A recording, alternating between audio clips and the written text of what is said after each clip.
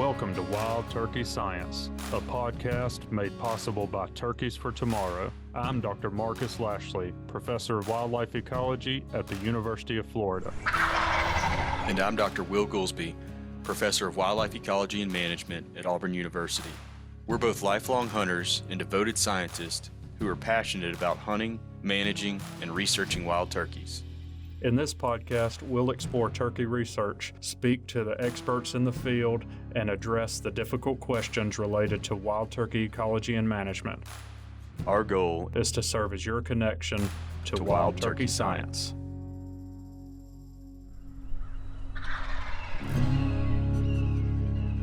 Oaktober's finally here. I felt like we should do that in like a ghoul voice or something for Halloween. Oaktober. I don't think that cut it. Oaktober. Yeah. Oaktober, tober. I always think of the announcer for, like, you know, when they have the local radio station ads for, like, the monster trucks are coming to town. You know what I'm saying? It's always in that really aggressive tone of voice. Yeah. For some reason, I thought of the way that they introduce boxing fights, you know, that famous way. Yeah. Let's get ready for October. Yeah. That was close, Marcus. Oh, man. Well, I don't have to worry about, you know, any football games that are happening in October, so. You got one to worry about. So I can just the race for the worst. So I can just focus on hunting, man. I know. I'm good with it. I don't have to worry about skipping games. Man, I got some opportunities coming up, you know, to get in the woods. So I'm pretty excited. Yeah, I'm gonna try to get out, I think, this weekend if I can. Bow hunt a little bit. Nice. Yep. Mine are not bow hunting. Mine were dove hunting. So yeah, I might do that Friday too, nice. Hopefully. So I hadn't shot at a bird yet, which is disappointing. Yeah, it's not open here yet when we're recording. Yeah, which is funny because a lot of states have a southern zone that opens before the northern zone, and Florida doesn't open till after the northern zone in most states that are further north. Yeah, I don't know what's going on with that, but I was kind of taken by it because I thought it was just what you did on you know, the first weekend of September. Yeah, it always has been. Maybe we need dove science. Hey now. And we could have a season date discussion on there. Yeah. Well, interesting that you bring that up. We did just recently add another couple of folks to the podcast network. I heard. I talked to one of them last week. Oh, really? Yeah. James Callicutt. Yeah. Yeah. Nice. I ran into him. Yeah, I'm excited about that. Yeah. So what are they calling their podcast? Game? Was it just Game Birds? Game Bird? Yeah, I think it's Game Bird University. Okay.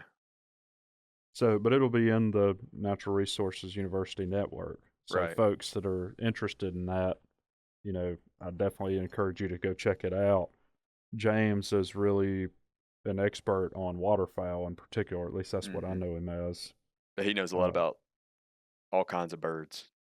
Yeah, no doubt. And you know, we've had the other one on our show before. Mm-hmm.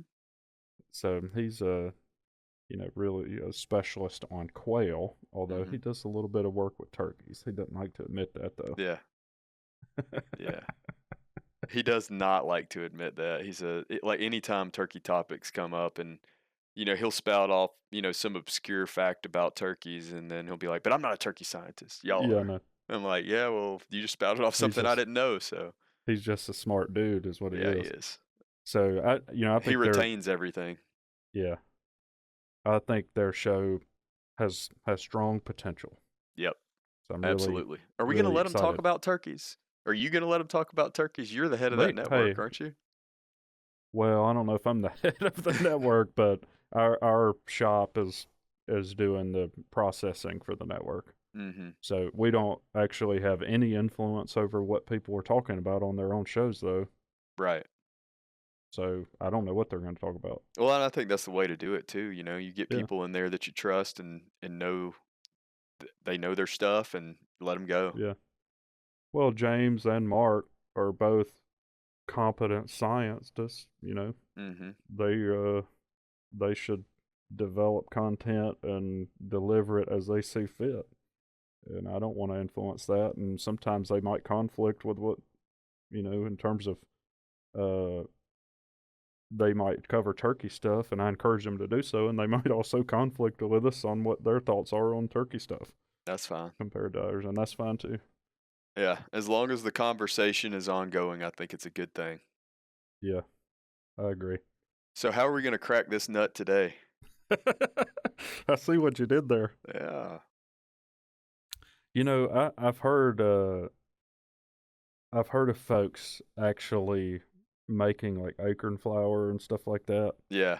I would be really curious if one of our listeners out there, has done something like that. Reach out and share that with us. I'd love to hear more about that. Yeah, I wonder how it tastes. I wonder what species would be best for it. Yeah, I have eaten it before, and I I'm can't inclined to say it remember. would have to be a white oak species, right? Well, you can process the tannins out of it, and I think that's necessary. But it may be, Do you like soak them to get the tannins out or something? yeah, like boiling it. Yeah. So I don't know if the process changes. I assume that it probably does based on the species that you're doing it with. But Yeah. yeah, apparently that it's got a long history, even back to Native Americans using it. So yeah, we wanted to start off Oaktober with more of a general overlook of oaks, Mhm. just about their biology. We did something similar last year, but a lot of research has come out since then, Yeah. and we also didn't cover everything there is to know about it. No. It's So impossible to do that. yeah, well, we can link that one, so folks can go back to that if you didn't get a chance to listen to it. But also, I think we'll have a lot of different conversation this time, Yeah. especially since I don't remember the conversation then. Nor do I. I know that we tried to give Every day I wake up is a new day, Marcus. yeah, we tried to give an overview. I do remember that, Yeah. but I don't remember exactly what we covered in it. But I think we should do that again. It was Yeah. a popular episode. I think people really are interested and fascinated. So, if you're gonna have a conversation on acorn, let's call it oaks or acorns 101, acorns. Acres Maybe that's where 101. we should start is how to pronounce it. Um, what's the first thing you need to talk about, or the first thing that people need to understand about oaks? Well, I And I'm asking that are as you much of myself as I am of you, are you because talking of let's give a little more context. Who are we talking to? Are you talking about our audience? yeah, I think the first thing that people gravitate to is that mast is a really abundant food source in the hmm fall yeah, and winter for species that we care about, like yeah, wild turkeys, white-tailed deer. Some folks care about other stuff like squirrels or whatever, and that usually is the primer, I would say, for hmm people getting interested in oaks, yeah, especially from a wildlife management standpoint. yeah. So they're generally abundant across the landscape. There's Yeah. it's hard to it's hard to find an animal that doesn't have one oak tree doesn't have any oak trees in its home range unless you're somewhere out in a grassland area or prairie. hmm Um, and But they represent even in that case, there are oaks that do really well in that context. true. That's a good point So too. And yeah. drainages and things like that. I mean, we spent some time in one of those places last year about this time in Nebraska when they hmm had there was a lot of prairie out there, but and a lot of pasture, but then they had these drains that had bur oak in them hmm too. So, but yeah, when I think of acorns, in wildlife, I just think, it's a energy-rich food source. Starting in fall when animals need to deposit body fat, and so a food item that's relatively high in carbohydrates and fats helps Hmm. accomplish that objective, and then it can serve as a continual food source throughout the winter to help them maintain that body condition. And that's something that we've talked about a lot on this particular podcast within the context of turkeys is we think that it's probably important, or at least logically you would think it's important, especially for not just hens, but hens a little bit more so than gobblers to go into the beginning of next year as they're preparing, to start egg laying in the best possible body condition that they can be in. And Hmm. so acorns can help achieve that objective. Yeah, I think we do have a couple of papers that we've covered a few Hmm. times now that show hens in better body condition tend to perform better during the reproductive seasons. I know they nested earlier, and then what was the other metric that I think they had responded to a that? that I think there was a higher initiation rate Uh huh. and uh, a higher success rate, Yeah, I think hatching it success. was. Yeah, So, but that was split between two publications. that's right. So, uh, but yeah, so we do have some evidence that body condition's important, and we know that turkeys are using this resource, so it stands to reason. Reason we're kind of dancing around this topic is I have not seen a direct test of that hypothesis Right. where we show that hens typically come out in better condition when we have big mast ears. Yeah. Yeah, and But and I mean, I think there's not. It would be hard to argue that a hen that was starving throughout fall and winter would perform, as good as one that had abundant food resources. But the difficulty of disentangling this is, of course, there's all sorts of other things out there that turkeys mhm, eat. Even though acorns can be a really important food item that dominates, right. their diet during that time of the year. I think the conversation we're having right now is what irritates some people. You're thinking of that YouTube comment that we were discussing earlier, aren't you? Yeah, well, I mean, we Or get plenty of those kind that, uh, we won't just be definitive yeah, on some things, and you know, that's our role. we're We're beating supposed to around the be we're beating around the oak tree. the oak bush. Yeah. So I think if you kind of pull the veil off of oak ecology, there's a lot of other really cool things going on. Mhm. And I think it's fun to explore that. And I have done that to great extents because it started during graduate school in my master's, where I was working on the white oak study with Craig Harper, Mhm. and I've always had an interest because I've always been a deer hunter and a turkey hunter, Right. right? So I cared about oaks because of that, Yeah. and I think that a lot of people probably can relate to that. But then I started getting some formal experience from a scientific standpoint when I got into my master's program. And that has continued on all the way till now. I have a current uh, 8 year long project. We're in the fourth year now, the fourth masting season. Mhm. So, I've actively been working on this personally for decades now. Yeah, and that topic is gonna have its own breakout episode in this series during the Yeah, month we're of covering some October. of the new stuff coming out of that Yeah, study. Yeah. and that's an episode in particular that I'm excited about because I think I'm going to learn a lot from it because most of the oak masting work that I'm familiar with has been done kind of in the mid South and then up through the Appalachians. Hmm. So there's a number of species that many of us would be interested in knowing more about that occur you know, in the deep South, and in the coastal plain in particular, that we really don't have a lot of good information about. And I think your study is going to Yeah. address some of that. Well, I think that's true. We have almost no information on a few of the species we're studying, Right. but there's also some other interesting aspects of the study that there's no other published information on. For example, we've had technicians out there checking hundreds of trees, these baskets that we put under it every week. Yeah. And so we have a very fine resolution of when acorns are falling by individual tree over a long term. Yeah, so that's going to be really cool. Yeah. See, like, I'm already wanting to ask you questions about that, but I'm having to restrain myself. Like, what is the annual variation by species and all that, you know? Yeah. Well, we're gonna get to that. But I thought it would be interesting for us to talk about some other things. One thing, we keep saying the word masting. Mm-hmm. Do you know what that means?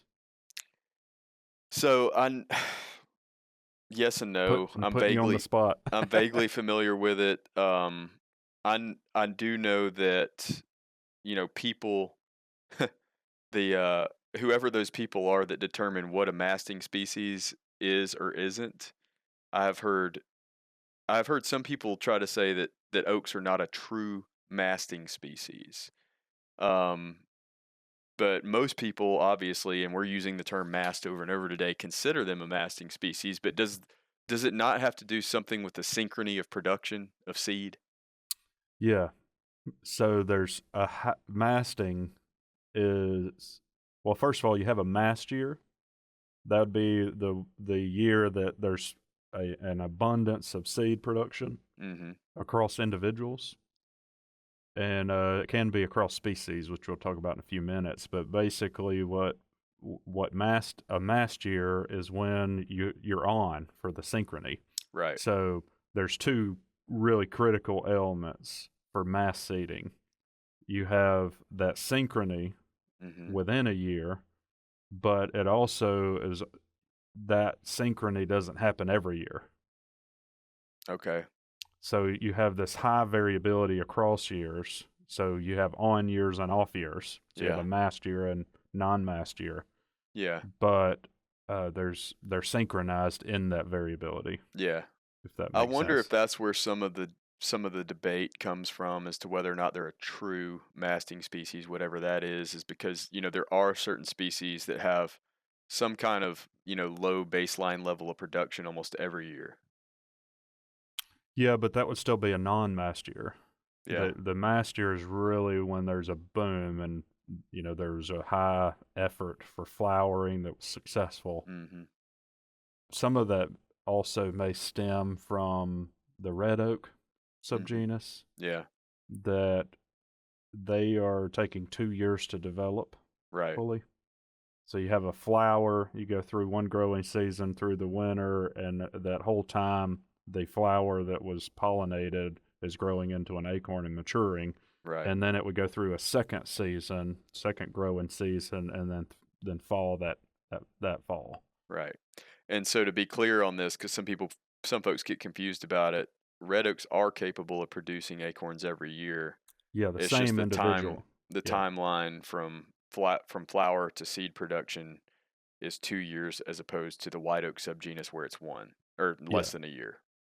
Yeah, so what typically happens, at least from my understanding with red oak species, is when they have a really big flowering year, they have, you know, tons of acorns that are in development on it. So even though they can flower again in the following year, there's not as many places to flower from, and they don't invest in it as much. That makes sense. So you could have that same sort of alternating where the individual might produce some acorns every year, but it typically has a big year and little years dispersed within that. I mean, if you look at the figures, you know, from these various long-term studies, you can definitely see that, you know, there's years where it's, you know, production, even if it produces at a low level every year, there are many species that will, in their true masting year, produce 10x what it was, or maybe even more in that low production year. It's pretty incredible. Yeah. And in particular, if you line up several years of non-mast years, when you finally hit that year when they all synchronize, then that's what we would have like as a bumper crop year. Yeah. So with white oak, they can produce every year, and that's only one one cycle. So basically flowering, it matures over the summer into the fall, and then falls that same fall. But you tend to see that same sort of pattern where you have on years and off years, even though the white oak could do it every year, and it's not that necessarily detrimental to it from a resource standpoint. It still has this alternating pattern where you have on years, and it doesn't necessarily have to be every other year. We'll talk about that in a minute, what's actually causing synchrony. Yeah. But you tend to see that same pattern where you might go a few years without much mast, and then all of a sudden they all synchronize and everybody has mast. Yeah, and the other cool thing that you can see from some of those figures that I alluded to earlier is that oftentimes it works out that species that belong in one of those subgenera, so the white oak or the red oak subgenus, um, oftentimes within a subgenus, like you'll see many of the species of reds producing one year, and then the next year it might be the whites, right? And then that's a poor production year for the reds, which I think speaks to the importance of having a diversity. And I think a lot of us as hunters always want to know what's the best, right? Like what is the best tree? Let's get all the best one in there for me to plant, or what's the best tree species for me to release, for turkeys. Yeah. And things like that. Or they may be going in and thinning out species they don't like. Right. To favor, maybe you're going in and thinning down to a low basal area, and you're retaining all the white oak and leaving all the red oak. Right. On the hit list for removal. Yeah. I wouldn't do that. I wouldn't either. For that simple reason that the reds tend to do good in certain years and the whites tend to do good in certain years, and so you want both. And then there's also other aspects like the secondary plant compounds and stuff like that they have affects their timing of use. They got different timing of drop. I'm sure we'll go into all that kind of thing, or more detail on all those various topics. But yeah, many reasons to have diversity. So let's talk about what is actually causing synchrony. So, and I'm talking about there's a proximate cause that I think is really well established now, and then there's like an ultimate cause that we think is a reason why this pattern wouldn't be so important to oaks. So, the proximate cause, essentially, what's happening is the oaks in a population are investing in flowering during the spring or early summer, and you hit a suite of weather conditions during flowering that are either really good for flowering or really poor. And you can imagine locally, within a local population, they're all experiencing pretty similar conditions, right? Right. So what we would call that, or what the technical term is, I guess, in the literature for that hypothesis that I'm kind of laying out here, is called environmental veto hypothesis. Environmental veto. Yeah. Okay. So essentially, when the conditions are good for flowering and pollination during that time, everybody does it. Yeah. And they're really successful. So you get a lot of mast produced because of that. Right. As opposed to poor conditions, or maybe you have a late frost, or lots of things could happen that promote poor conditions, and everybody's exposed to that, and you basically have a failure from that. So you just made me think about something that I've never thought about before, and well, that's good. Which happens often, and it may come off as completely off the wall, and if so, that's okay. But I think that's why some people are listening, Will. Maybe so. You never know what's coming on the show. But oaks flower relatively early in spring, right? Some do. Well, there's variation by species, of course, but a lot of the ones that are kind of the staple oaks that we typically think of, like white oak and northern red oak, for example, I've always thought of that as, like, you've heard me use this terminology before. Is it a feature or a bug, right? I've always thought of that as a bug, like something that is inherently wrong with their biology. But now that you talked about this environmental veto topic, it's got me wondering, is that a feature? So could the I would fact say almost certainly it's a feature. right, so yeah, so could the fact that they flower early, help them, or could it play into them masting when conditions are more ideal, or could it play into helping them conserve resources in certain years so that they can mast in others? See what I'm saying? Yeah, that's where some of the debate is with this whole uh, this whole topic area. Mm-hmm. And to be clear for folks out there, we're probably talking about, I would say, a couple hundred papers a year globally being published on this topic. Yeah. They're not all on oak. Right. Okay, so that's one thing I want to make clear.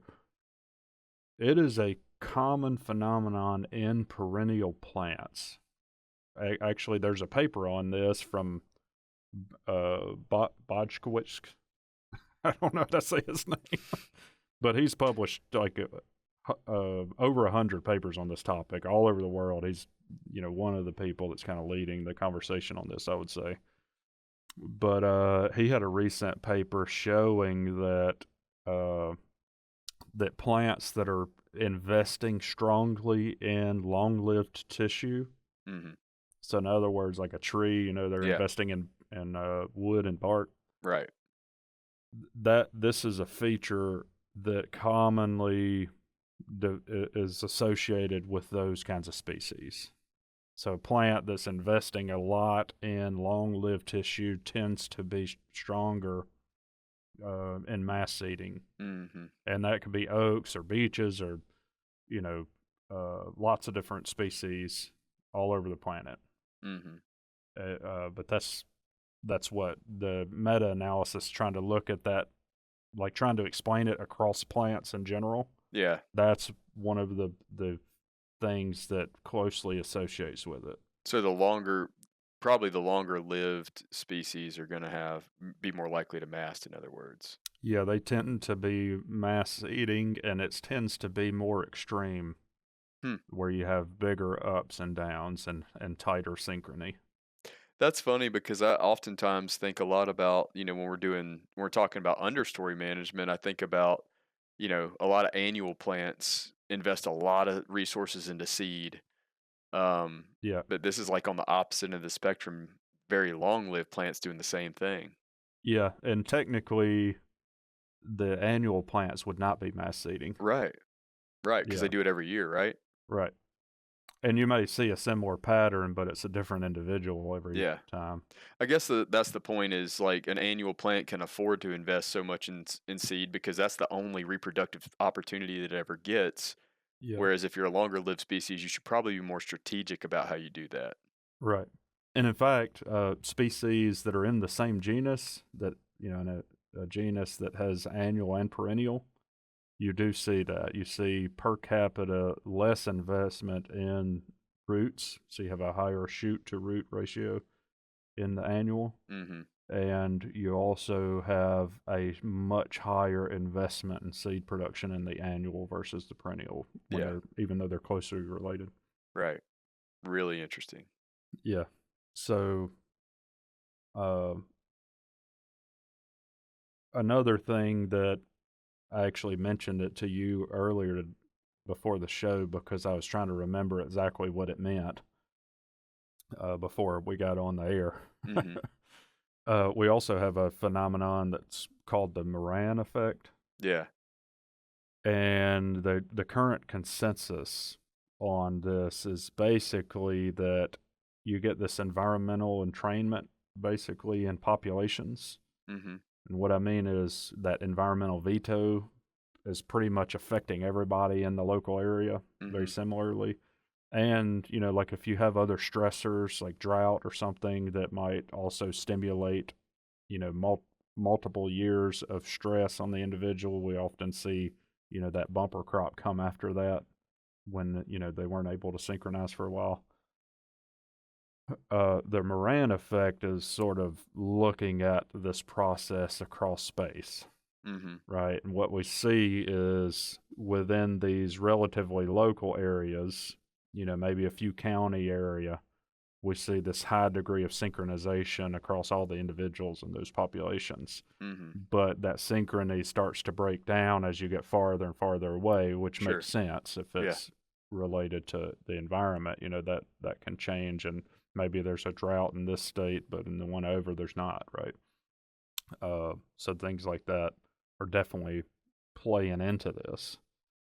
But it's kind of an interesting thing to think through because there are some features of this that probably are playing a really important role. And I know that we're kind of, it seems like a sidebar for things like turkeys and deer that a lot of our listeners are thinking about, but it ultimately makes a difference to them. Because it's affecting when there's food available and how much they get to access versus compete with the others. So there's pretty strong evidence. There's actually a recent paper, it just came out, which, by the way, I have 3 papers that I'm going to get linked in here for people that are a really good overview of this. This Bogdziewicz guy. Was said with so much respect. Do what? I said that was a really respectful way of putting it. What's that? This Bogdziewicz guy. Yeah. He's the lead author on one of them that was in Ecology Letters. That's a really big journal that's rigorous. So it's called Mechanisms Driving Interspecific Variation and Regional Synchrony of Tree Reproduction. Got it. That Moran effect that I just talked about, that's basically, this is how does the Moran effect work? That could have also been the title. I like that title better. But he also was an author, but this guy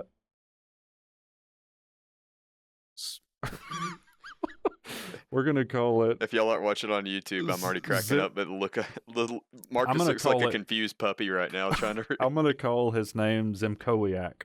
Okay. Let's see what you think. SZY. I gotta write this down. SZYMKOWIAK. It's clearly Zimkowiak. Yeah, I think you're right. That's how I would have said it. Zimkowiak. Yeah. So Zimkowiak et al. The S is silent. Yeah. Okay. Zimkowiak et al. 2024. This is in the October issue. Nice. So it's literally like while we're recording, it's getting put in the issue that's going to be in Oaktober. Zimkowiak knows about some Oaktober too. Yeah. See, they were trying to do it, and the Bogdziewicz, Michael Bogdziewicz is on there, and another name that I see all the time in this literature base that has definitely been really influential is Michael Steele, who's in the United States, I believe. The other guys are European. Anyway, they were looking at some potential ultimate mechanisms. So let's talk about that just briefly, real quick. What is approximate versus ultimate? So the proximate mechanism, we talked about this environmental veto, right? So when all the conditions are good, everybody can invest successfully, and when environmental conditions are bad, so that's a proximate cue that is some stimuli in the environment that is ultimately flipping the switch on or off, right? So you might think about like precipitation. Yeah, could be. Like in Texas, when we're talking about the proximate cue of really high quality brooding cover being available as it rained. Right? So in this case with oaks, the leading hypothesis is this idea that it's a predator satiation mechanism. So let's talk about what does that mean. essentially what we mean is that when the oaks synchronize, that mast is so abundant that it overwhelms the predators of those seeds. Mm-hmm. They can't process them fast enough, so some of the seeds make it through and germinate. It's the same kind of thing that probably a lot of our listeners have heard referenced in term, relative to, you know, turkey reproductive timing or deer, Yeah. synchrony and reproduction. The Hmm. idea is if you put, so much food on the landscape at once, some of it's going to survive. In this Yeah. case, we're just talking about seeds. Yep. And that there are some parallels there, although that's technically a different hypothesis. I But was it's trying the to make an same principle. analogy. It's the same I principle. know. Yeah. Here's why it's different, though. With oaks or mass seeding in general, the idea is that you have synchrony sometimes, and sometimes you have a complete failure, Mm-hmm. right? And the reason that's important, you think about, oh, we've got this bug that specializes on acorns, and when they're abundant, it does awesome, right? And you Yeah. have this huge reproductive event from that seed predator, and then next year there's a mast failure, and that population completely fails Yeah. because the food source is not present. Yeah. It's like the oaks are saying, don't get too comfortable. Right. So they're, sort of like chasing each other, right? Where the Yeah. oak says, okay, we're going to have a few years of failure to get rid of all these seed predators, and then boom, we're going to try to overwhelm them. So that's that Mm-hmm. strategy where you have this emergence of a boom bust cycle that essentially keeps the oak out ahead of the seed predator. Yeah. It seems like that strategy would be really important for a plant or an animal that had a a pest that was specialized in affecting it. Because for example, if if the pest was a species that if acorns aren't abundant, maybe they switch over to hickories, right? Then the failure really wouldn't affect their population as much. That's right. That actually is one of the big problems. That hypothesis is focused pretty much completely on specialist Yeah, insects, yeah, which they are, like the acorn weevil, or yeah, yeah, which there's lots of species of those. Uh, but that it works really well for that. But it doesn't work really well for basically all of the facultative seed predators, mm-hmm. which is what you were talking about. So things that eat seeds when they're abundant, or the acorns when they're abundant, but they also eat a bunch of other stuff, and if they'll just switch to something else. For example, wild turkeys. Yeah. They're a facultative seed predator. Yeah, wouldn't it suck if every time there was a mass failure, all the turkeys died off? Yes, it would. Like It would that suck a wouldn't work very lot. well. It would suck quite a bit, Marcus. Yeah. So, uh, yeah. So that's a pretty stark example of where Right. that hypothesis starts to break down. Yeah. And when you're reading through this literature, people are kind of going back and forth, and they keep kind of caveating one another, and there's a lot of discussion over this. Academic jousting. And there's a pretty reasonable endpoint where there's probably a whole bunch of ultimate factors Yeah. playing in, right? It's not gonna we're not gonna explain it with one thing. Yeah. Maybe these oak guys should start a podcast and go back and forth. I think it'd be awesome. I would listen to it. I mean, oaks are they're a foundational genus. Right. Like, they are structuring ecosystems. Oh, absolutely.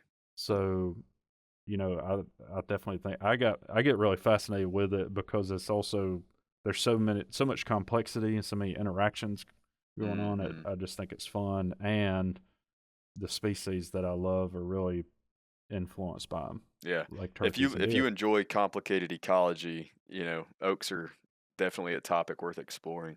Yeah, a lot of fun digging around in that. I've got an exciting announcement today from our friends at Grounded Brand. They have decided to offer a 10% discount to Wild Turkey Science listeners So if you go to groundedbrand.com, you can choose from a variety of apparel and turkey hunting gear that they have available. It's really nice looking stuff. And just enter the code Turkey Science, all one word at checkout, and you'll get 10% off. So we've talked about the proximate cause. Yeah, and then the ultimate is thought to be related to this predator satiation, although there are problems with it. Right. Like the facultative seed predators. Right. The other problem with it is that oaks need to be dispersed generally. Mm-hmm. The acorn falls to the ground and it can germinate right there, but it's better if it gets carried somewhere else. Sure. Most of the time that's by an animal, like a squirrel or a corvid, blue jays and crows and things like that. But most of the time something picks the acorn up and takes it somewhere and stashes it. Yep. So it's called a cache, and that's best for the oak. That's the best outcome. Right. But those things that are doing that also eat them. Yeah.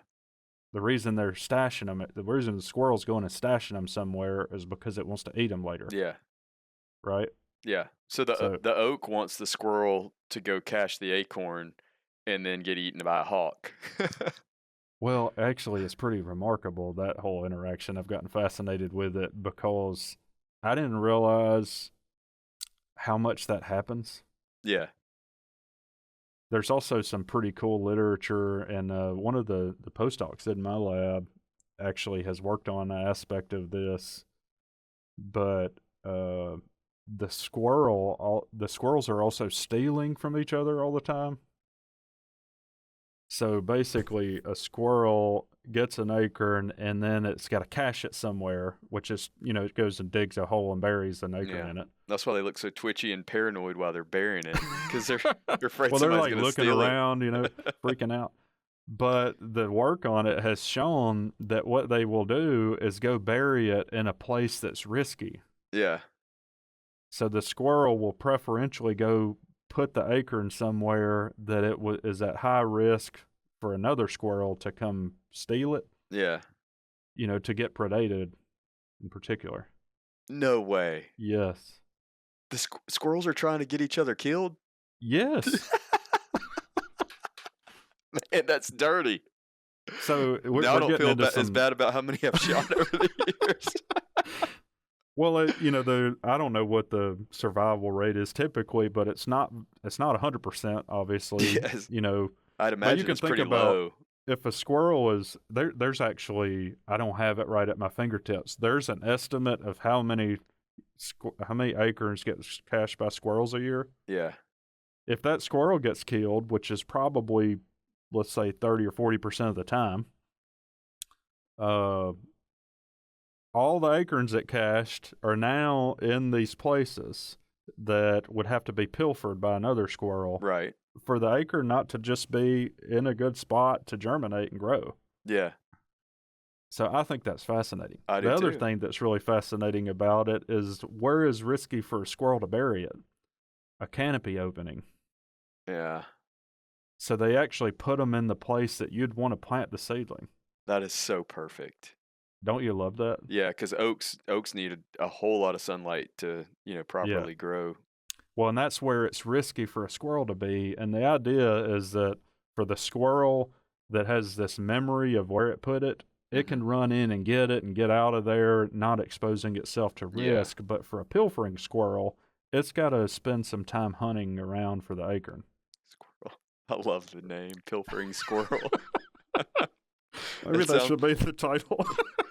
That sounds like a good, I don't know, I was going to say grunge band. I don't know why that's what came to mind, the Pilfering Squirrels. Sounds like a good Maybe name bluegrass. For some podcast hosts. Maybe bluegrass. Yeah. I could hear that banjo right now, The Pilfering Squirrels. But this is why I get fascinated, because it does, like, its nature, like the perfection of all these interactions is just special. God, if you're not fascinated by that, I I don't know what would fascinate you. I mean, So that is so cool that they prefer to do it out in canopy gaps. yeah. So we're kind of honing in on another hypothesis here, and I don't recall what the name of it is precisely, but it's basically uh, we're honing in on it. Another thing that happens when you have a scarcity of acorns, what do you think the squirrel does with the ones it finds? Hmm. Do they eat them sooner? They usually eat them, Yeah. the majority of them. But when there's acorns running out of their ears, Mm-hmm. they go bury them everywhere. Right. So there actually is a behavioral response of the cacher now Right. to preferentially cache instead of Yeah. eat. Right. So that's called a conditional mutualist. Mm-hmm. So under some conditions, squirrels and oaks are mutual. They have a mutualism. They both Right. benefit from the interaction, but that's conditional on how much mast is available. Right.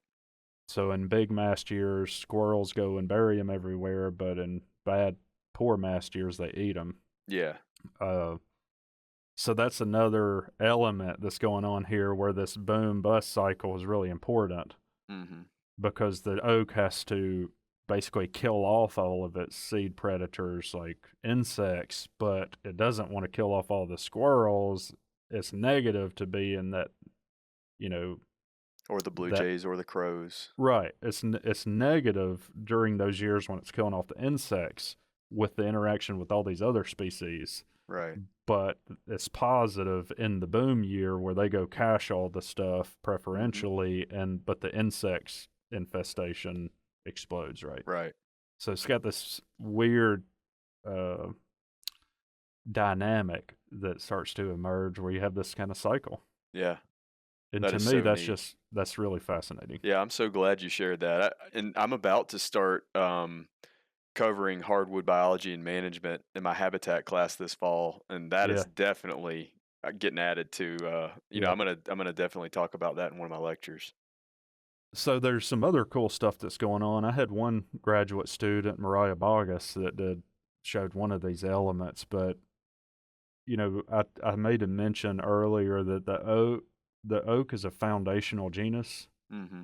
It's structuring the ecosystem, and you can Right. kind of get a glimpse of that complexity already. But the interesting thing about it is a lot of the indirect effects that it's having. So Mm-hmm. it's not just directly affecting these species with those interactions. It's also by affecting all of those starts to have extended effects in other Right. places. And one thing that he showed, we published this a couple of years ago when he was doing the simulated mast stuff. It actually, Dudley Phelps mentioned this work earlier. Mm-hmm. In one of the previous Yeah. episodes, uh, when Mariah went out and tried to basically generate a big mast year under trees, Yeah. and So we he brought watched. acorns in. Yeah, we brought them and put the Yeah. number that it should produce during the banner Yeah. year Sure. under the tree, and then we had a bunch of things he was measuring. What caught fire and people heard about was the deer response, which was Right. delayed, right? Mm-hmm. We put them out in November, and the deer response wasn't until months later in January. Even though the acorns were laying around everywhere, they still didn't respond to that. But the cool thing about it was the outcome. He was measuring the plant community responses around the oak, and Mm-hmm. because he was concentrating deer activity, especially in that early spring, they were eating a lot of the plants around the tree, and we actually saw this effect of the tree on the local plant community because of increased herbivory, and the more sensitive species to herbivory were more common around the oaks that didn't have mast. So you sort of start to get this spatial heterogeneity in plant community that's being driven by oak masting because it dictates where deer spend their time. Yeah. Isn't that neat? That is super fascinating. So you got this really cool interaction that's, we could multiply that times 1,000,000, right? And that Yeah. starts to give you an idea of how complex the system is. I wonder how much different all this ecology was when the chestnut was still abundant across the landscape. Oh, man. Like, how fundamentally did that change the ecology? I would say it was an enormous effect on the system. It in so many ways, like it was hard to even predict ways. Yeah. But you couple that with the passenger pigeon extinction, and man, Yeah. the system is not functioning like Right. it did then. Right. Have we ever talked about that, the passenger pigeon extinction and the effect that likely had on ecosystems on here? I'm not sure if we have, but That's I talk something we about need to that stick in our regularly. back pocket. Yeah, For I'm actually fairly well versed on that literature base because I Yeah. teach about it, and Right. there's some pretty interesting things going on there. If Yeah. folks want to hear about that, let us know, because I can definitely cover a lot of the literature on it real well. Yeah. I'll give them a little teaser. Like, passenger pigeons may have contributed to the prevalence of early successional cover in some They areas. definitely were. Yeah, there are references to there being feet of poo under their roost sites. Yeah. There are references to them blackening out the sun in their migration Yeah, for weeks. and killing trees because after roosting in them, just Yeah. from the numbers of birds, they're breaking branches. Yeah, you're basically punching a hole in the forest everywhere they roost. Yeah. Anyway, we're kind of Giving it away now. going down. Yeah. There's a lot more to that, though. I was gonna say we were going down another rabbit trail, but that was more like an alternate flyway or something. Yeah. I don't know. Yeah. So let's see, where are we at here? So we talked about proximate and ultimate causes of masting. Yeah. So the other thing that's pretty interesting is you have this local synchrony, but then at larger spatial scales, like if you get to thousands of miles, that starts to break down. So like regional scale. Yeah, so regional scale, you have more variation,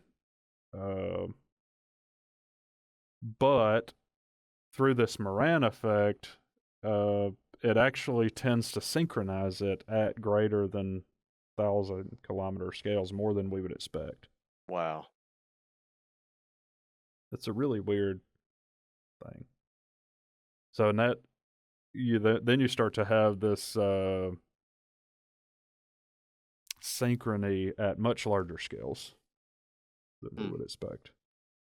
So probably not as closely synchronized at those larger That's scales, but there are still some signals of synchrony at those larger scales. Yeah. Okay. Okay. So you made mention earlier.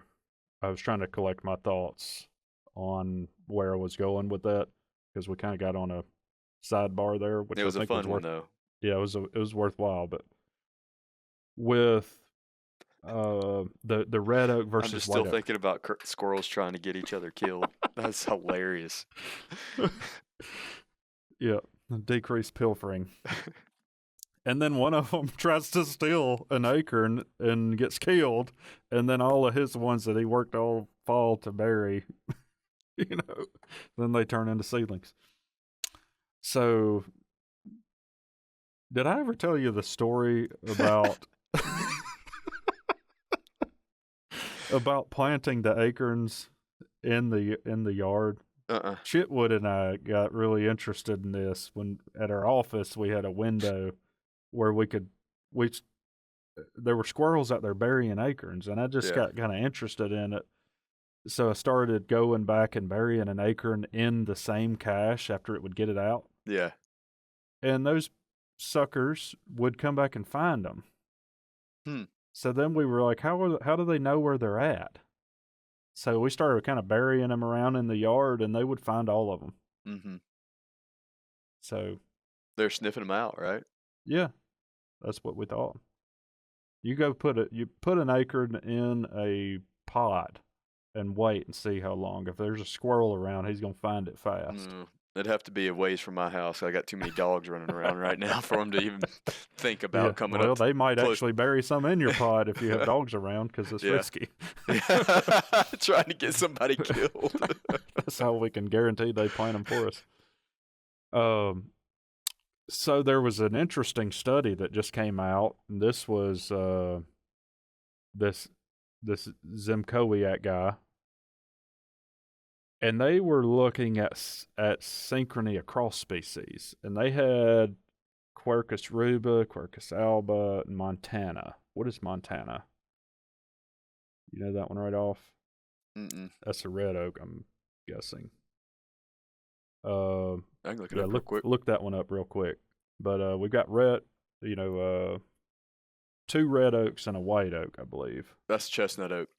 Chestnut Montana oak. is chestnut oak. Okay, so we got one red oak and two white oak species. It makes sense why I wouldn't have known because I'm not working in that range right now. So what they were trying to figure out in this study was basically whether or not there was synchrony across these species. Mm-hmm. And there did tend to be synchrony. So even within a subgenus? No, across. Across subgenera.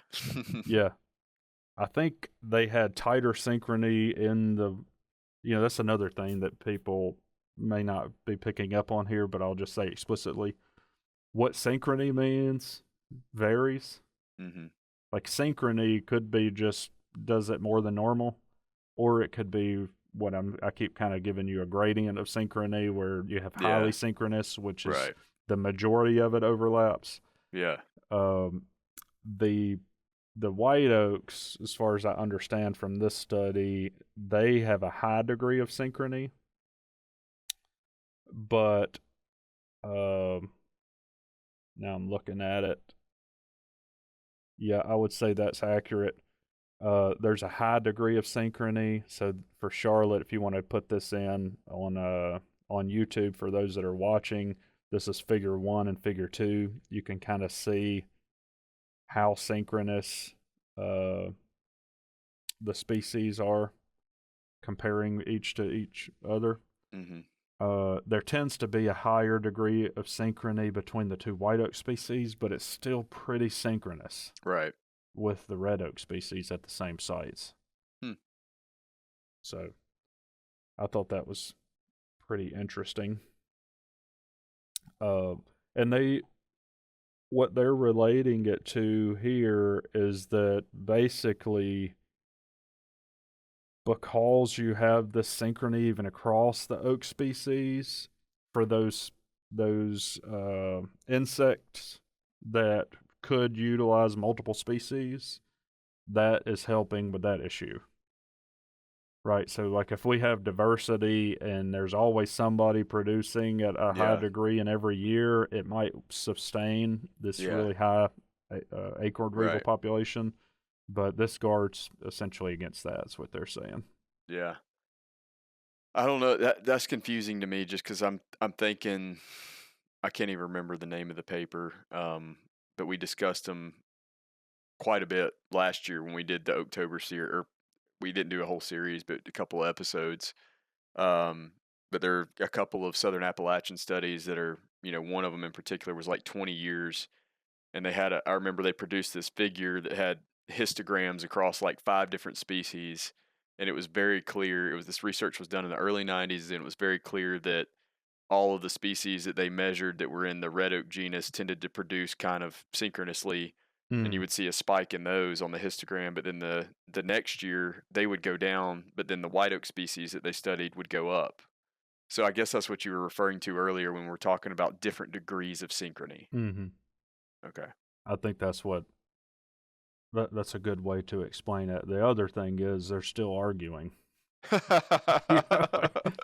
People, we're measuring like we are about these turkeys. Yeah.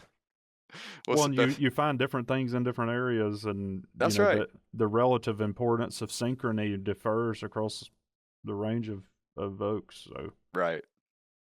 And it probably is changing depending on the species composition and the age of the forest and all sorts of things. I did see one of the papers showed that the advantages of synchrony increase with age in the oaks. Yeah, that would make sense.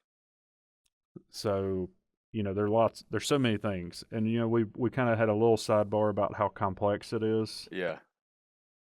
But it's so complex, it makes sense that if we try to study it in different contexts, that we would get different versions of that complexity. Right. And two, the thing that makes me glad that I'm not an oak researcher is the time scales that some of this stuff happens on is really, really frustrating to probably deal with. Oh, yeah. And it's so variable. Yep. Well, what are the other aspects of kind of the introductory oak biology that you think we should cover before we jump off into other topics in our upcoming episodes? Well, that's a good question. One thing I did want to talk about the Moran effect, because I realized the two conversations that we had about that might have been confusing to some. So I think we need to revisit this idea of a Moran effect. It's pretty interesting, but it's also complex because oaks aren't the only thing that is engaged in mass seeding, right? Where they're trying to synchronize. Mm-hmm. Yeah, that's the one we always think about for sure. But I mean, there's a whole suite of other masting species out there. Yeah, like the beeches, for example. Mm-hmm. Those are important ones. Some of the Passia genus. Mm-hmm. So lots of species are synchronizing seed production across different kinds of spatial scales. Yeah. I think that the thing that gets confusing to me is with oaks, we see this high degree of synchrony locally. Yeah. Some of that is because the individuals are more related, which there is work from this Bogdziewicz guy showing that more related individuals tend to be more synchronized. So that's interesting. Mm-hmm. But also they're entrained to some weather cue locally. Right. Which that's interesting from multiple senses. One, there are lots of species that are entrained on the same weather cue, but when you look at how their synchrony changes over space, mm-hmm. they don't do it at the same rate. Does that make sense? Yeah, so there are multiple groups of species that, let's just say rely on precipitation as a cue. But then for some of those species, that synchrony will break down over a smaller spatial scale than for others. Yeah. Is that right? Okay. There's a lot going on here. And if folks really want us to do a deep dive into this, we can go further because we are really just kind of. Well, they may already consider this a deeper dive than they really ask for. Like when we've talked about this, even on this episode, like we are diving deeper into this than probably what most people have ever heard already. Yeah. But we are still like, we're like on the second layer of the onion. Yeah. There's still several more layers in there. I feel like if we continue this line of inquiry any further, that you're going to end up starting another podcast on oaks. On oaks. The Mighty Oak podcast. That's probably. When's the last time you read something about turkeys, Marcus? Actually yesterday. Okay. So, well, I just find it really fascinating. So let's take the beech, for example, and compare that to oaks. Right. Oaks, they're both synchronizing on summer temperatures, in part. Both oaks and beech. Yes, that's correct. However, the distance, and I'm going to make you do some mental math here. The distance of synchrony with the oaks usually breaks down at about a 400-kilometer resolution. Oh, boy. I don't know how many miles that is. I'll I'm let not you do doing mental that math math. today. That's That's like, about 250 miles. okay, so that's like the width of Alabama. Yeah. Here we go. How many Alabamas is it? I'm never gonna let that go. That's such a good measurement scale. So 400 kilometers, or in Alabama. Oh, actually, Alabama's about 190 miles wide. Well, that's close enough. All right. So it's conceivable that western Georgia oaks could still be relatively synchronized with eastern Mississippi oaks. Yeah. Yeah, that would follow. But if you look at the beeches, the most of the work's been done in European countries on this genus, but they're cued on summer temperatures just like oaks, but their distances are more like 1,500 kilometers. They're remaining synchronous. 9,000 miles. Wait. I added an No, extra that's 0 wrong. there. 930 miles. So the beaches could be synchronized from eastern Georgia to like eastern Texas. Yeah. Yeah, That's crazy to me. it is. So what's the difference here? So there are a couple of things going on. They're both cued on that, but they're using different cues with respect to each other differently. And one of the papers that I found really interesting is that the beech genus is also keyed in on day length, which doesn't vary that much over larger spatial scales. Yeah. And that is helping synchronize it at that larger spatial scale. So I'm trying to remember the rule right now, and hopefully you can help me out. But I think, isn't it like spring green up, varies by 2 weeks for every 15 degrees in latitude change or something like that? That sounds right, but I don't remember, honestly. Okay, I thought it was something like that. Yeah, that sounds about right. Which is a pretty, that's a pretty significant, area that would cover. Yeah, To only change 2 weeks. So it makes sense right, that they would be synchronized at a larger spatial scale than oaks would be. right. Well, and you look at the range of beaches in Europe, and like that's almost range wide for some of them. I know, right? So that's pretty cool. But the whole point of this is, we brought up the Moran effect earlier in the episode, and it may not have been really intuitive to people, and I think part of that's because it's just that itself is a pretty complex topic. Yeah. So basically that, there's this array of masting species. Some of them have, there's some similarities or overlap in the environmental cues that determine when they produce and when they don't, or how they synchronize when they do. And so because there's variability in the cues that they're responding to, there's differences in how synchronized they are across various geographic distances. Yes. Okay. One thing that just popped into my head, and this is something that we didn't prepare for at all, but it's just something that I wonder is given all this and the debate that's going on in the masting literature, have we gotten to the point where we can relatively effectively predict mast crops or forecast mast crops in advance? That's a good question. Um, But I guess, I'm like, trying if to you're think thinking of. about, like, if they're queuing on things like summer temperatures, I mean, the forecast would be, you know, not too far in advance of, when they would actually start dropping anyway. So I don't know how useful that would be.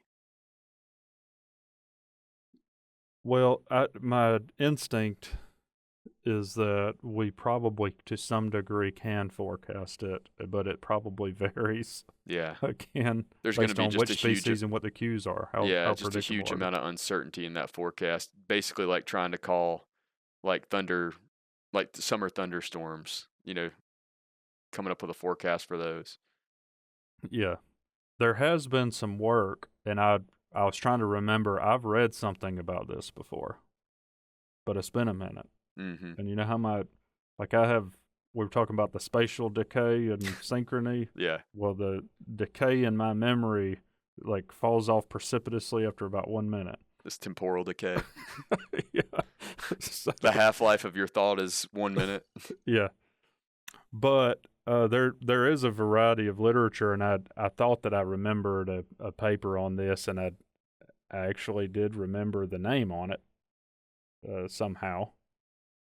Let me see if I can. I'm gonna say Journe. Okay. Journ, and then E with a little tilde over it, whatever that thing's called. I could buy it. So this was a paper that was published last year, and it was just a viewpoint on it, but it was the title is Forecasting Seed Production in Perennial Plants, Identifying Challenges and Charting a Path Forward. And I'll just say from my take-home message from that is that we probably will be able to forecast mass production for a lot of species fairly well. Mm-hmm. The problem that we have right now is the data that we have to train that kind of model is not so good. Yeah. Which is, just think about like how well are we tracking acorn production across oak species just in the southeast? Yeah. I mean, even the states that do it, I mean, it's really, sporadic because they just don't have the time or the manpower to do it. Yeah. But in this paper, they tested a few models that they like 3 models that they developed, and they were testing it on Vegas, so the beaches. Yeah. And they wrote those moderately successful in recreating those seed production dynamics. I wonder how far out they were forecasting. Do you know? Well, I think in that case they were actually trying to retrospectively forecast known data. Mm-hmm. Okay. So, and the idea was that if we could take a segment of data and then forecast some known data to develop a model, then we could use that to. It's like a training data set. Yeah. Yeah. And they basically concluded that figuring out some methods to monitor seed production at a large enough scale and spatial and temporal resolution would be really critical for developing a forecasting tool like that. This is totally off the wall, but did you ever come across anything as to, well, at least the way that I've always perceived it is that beach masting is much more infrequent and unreliable in the southeast as compared to, you go further up into the northeast. You have any idea why that might be? I guess maybe if they're queuing off of summer temperatures, maybe maybe we cross some threshold that negatively affects mass production. Assuming that that's even the case, I've actually never even looked at data to see how much it differs between here and there. I haven't paid that much attention to the beach masting literature, but I will now. So I remember I was taught that in a wildlife class that beach mast production was much less reliable in the south as compared to the northeast. But I just kind of, accepted that as fact and moved on, and I've never actually dug into it. Yeah. I don't know. Yeah, I've heard the same thing about black cherry too. But it did give me an interesting idea that I'm going to explore now. One possibility is that when you get near the edge of the range, synchrony starts to break down. Well, that would make sense because the whole purpose of synchrony is to ensure reproduction, right? Yep. So if you're near the edge of the range, by default, the species probably doesn't perform as well as it does more in the interior of the range. So maybe the environmental characteristics near the edge of the range aren't conducive to supporting that synchrony. Yep. That I suspect there is data like that, but I have not dug in that literature. But that is exactly the thought process I had on that too. Well, I just burned my one good thought for the day on that, Count it, so count I'm done. it. Yeah. Well, Well, that's cool stuff regardless. yeah. It's amazing to me how much work is being done on this, and it makes sense. With oaks and a bunch of these other tree species that are mass seeding. I mean, they're shaping the entire ecosystem. Mhm. All these wildlife species, I mean, pathogens in the system, plant communities, Yeah. like soil stuff, there are all these different factors that are being affected by mass seeding. So it makes sense that there would be a lot of work on it. It gets me a little excited when you start talking about that because I think about, all the different it's just I don't know, it's just The fascinating squirrel all death match. yeah, this like the pilfering squirrels, right? I Yeah, told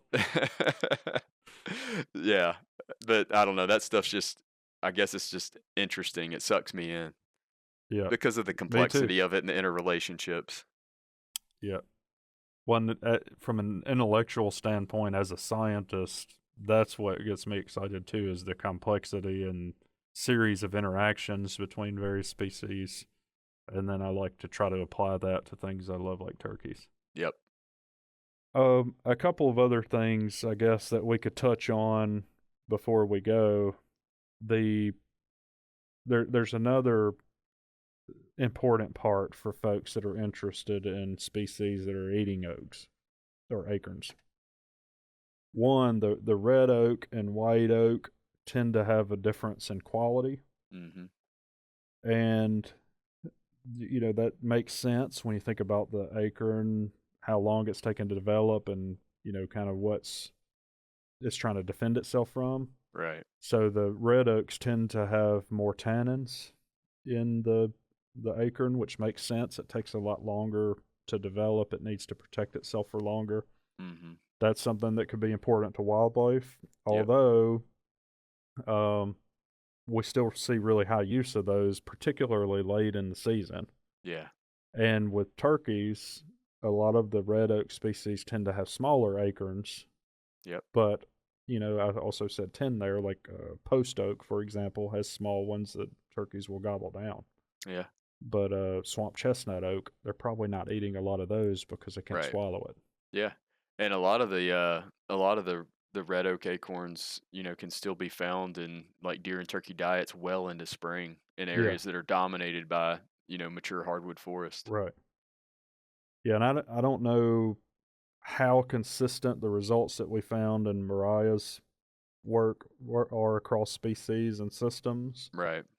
but I think that's probably a feature of the system.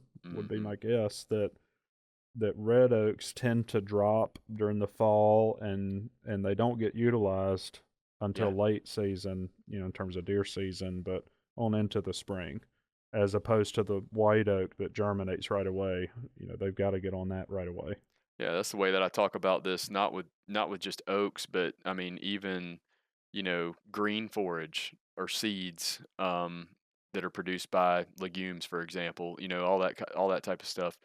Just because something is low preference by a species of interest does not mean that it's low value. It's just that it's, not the first thing eaten, and sometimes that's important because you need those reserves in place once the more preferred food items have been exhausted. Mm-hmm. Yep.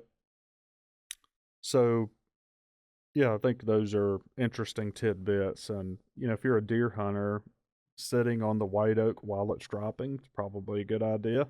I would say. Whereas you might have a shoe-mart oak dropping in November, and it's probably going to have some attraction then, but the attraction to that might be much later in the season. Man, I've sat that explains, a lot about I mean, I know I've sat many times in the past over red oaks that are just raining and not seen a deer, for a whole sit. Yeah. So that explains a lot. So it's hard to be definitive and give a very specific recommendation that always works. Obviously, the system's too complex. Yeah. But if you're starting to understand these principles of what's going on, hopefully that can help you troubleshoot in your situation. Yeah, well, that was good stuff. Like, I think that ended up, being mostly a synchrony episode, but that was definitely novel, as far as we've never covered it in that level of detail before, and I learned a lot from it. And maybe I did too. And maybe that'll help us. We originally had 4 Oaktober episodes planned, but maybe we'll sneak in a 5th bonus one too, since people are enjoying it. Yeah, because I didn't expect for us to get on the. Well, I didn't either. The squirrel death games. No, but that was I was so fascinated by that I couldn't derail that conversation. Well, and you got to see a little bit of spark, like if that really does not interest you at all and you didn't like listening to it, then being an ecologist, especially a research ecologist, probably not for you. That's right. And that's okay. We need all types, right?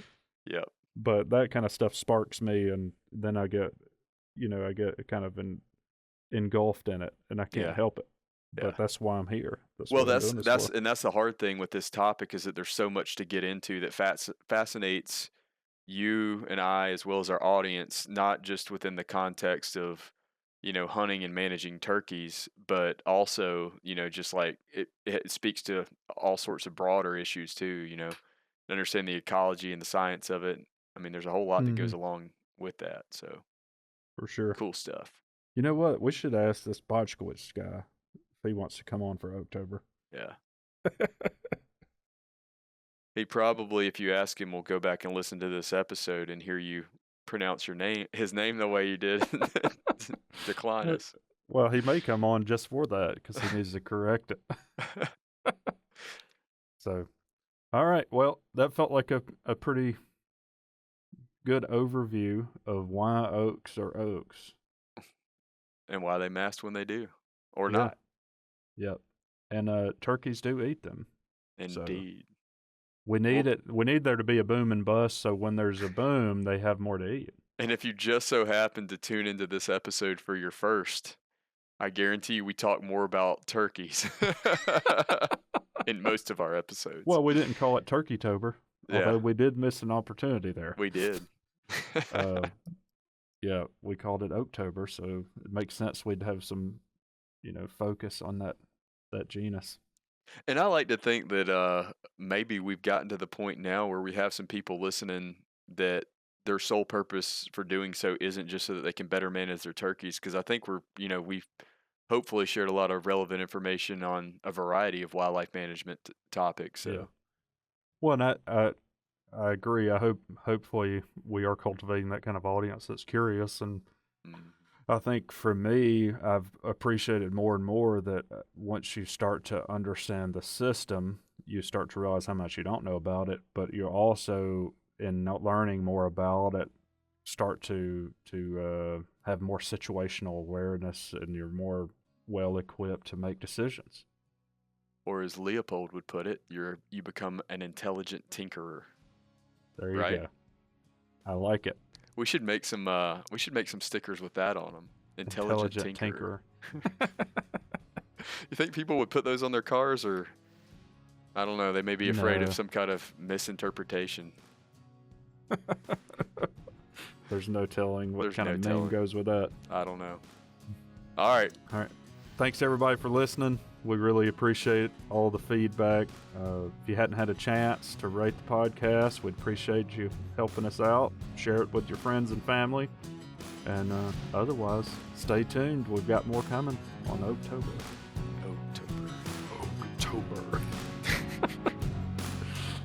All right.